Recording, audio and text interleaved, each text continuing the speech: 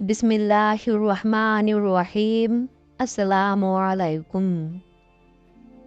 एक मर्तबा उमवी खलीफा अब्दुल मलिक की मुलाकात बहुत ज़्यादा उम्र वाले एक सहाबी से हुई तो उसने उनसे पूछा, ए साहिब रसूल, आपने खासी बड़ी उम्र में रसूल अल्लाह सल्लल्लाहु अलैहि वसल्लम के जमाले जहाँ आरा से अपनी आंखें रोशन की।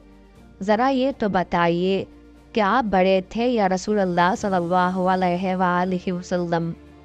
अब्दुल मलिक का सवाल सुनकर उन साहिब रसूल के दिल में भूख सी उठी। अपने आका व मौला सल्लल्लाहु अलैहि वसल्लम की याद ने उन्हें बेचैन कर दिया और वो रूंधी हुई आवाज़ में बोले, रसूल अल्लाह सल्लल्लाहु अलैहि वसल्लम मुझसे बड़े थे, बहुत बड़े। अलबत्ता मेरी उम्र हुजूर सल्लल्लाहु अलैहि वसल्लम से ज़्यादा थी। ये साहिब रसूल जिनको हुजूर सल्लल्लाहु अलैहि वसल्लम का इस कदर पासे अदब था कि हुजूर सल्लल्लाहु अलैहि वसल्लम के मुकाबले में अपनी उम्र की ज़्यादती को भी बड़ाई कहना गवारा न था, हज़रत कबास बिन अशीम रज़ी अल्लाह तआला अन्हु थे। हज़रत कबास बिन अशीम रज़ी अल्लाह तआला अन्हु का शुमार उन मुजाहिद सहाबा रज़ी अल्लाह अन्हुम में होता है जिनका बुढ़ापा भी उन्हें वतन से सैकड़ों मील दूर जाकर मैदान जिहाद में हक की खातिर जान की बाजी लगाने से ना रोक सका।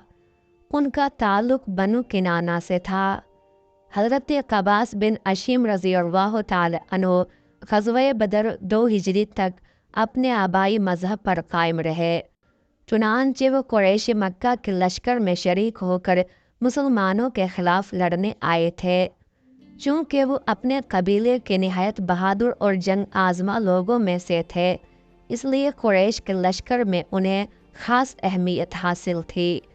इब्न असीर रहमतुल्लाह अलैह का बयान है कि ग़ज़वा बदर के बाद उनके दिल में यकायक शम्अ ईमान रोशन हो गई और वो बारगाह रिसालत में हाजिर होकर सादत अंदोज़ इस्लाम हो गए।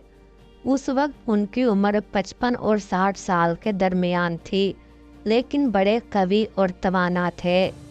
हाफिज़ इब्न हजर रहमतुल्लाह अलैह ने इसाबा में लिखा है कि उन्होंने अहद रिसालत के कई ग़ज़वात में हुजूर सल्लल्लाहु अलैहि वसल्लम के हमरिकाबी का शरफ़ हासिल किया और हर मार्के में अपनी शुजाअत व बसालत का सिक्का बिठा दिया।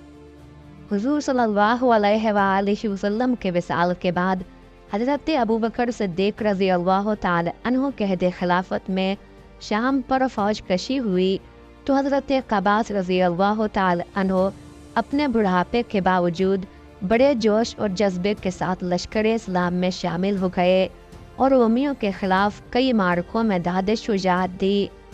अहले सियर ने यरमूक के खून रेज़ जंग में उनकी शुजाअत और सरफरोशी का खुसूसियत से तज़किरा किया है। इस लड़ाई में वो इस्लामी लश्कर के मैसरा के अफसर थे।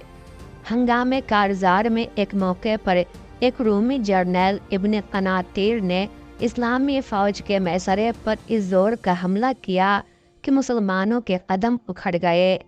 इस नाजुक घड़ी में हज़रत कबास बिन अशीम रज़ी अल्लाह तआला अन्हु कुछ दूसरे अफसरों हज़रत सईद बिन ज़ैद रज़ी अल्लाह तआला अन्हु, हज़रत अमर बिन आस रज़ी अल्लाह तआला अन्हु, हज़रत शुरहबिल बिन हसना रज़ी अल्लाह तआला अन्हु और हज़रत यजीद बिन अबू सुफियान रज़ी अल्लाह तआला अन्हु के साथ मैदान जंग में डट कर खड़े हो गए और रोमियों के तुंद तेज सैलाब को रोकने के लिए अपनी जान की बाजी लगा दी। उनके हाथ से तलवारें और नेज़े टूट टूट कर गिरते जाते थे, मगर खौफ व हिरास उनके नज़दीक भी न फटकता था और वो ये कहकर लोगों से दूसरी तलवारें और नेज़े लेते जा रहे थे कि कोई है जो उस शख्स को हथियार दे जिसने अल्लाह से इकरार किया है कि मैदान जंग से हटेगा तो मर कर हटेगा।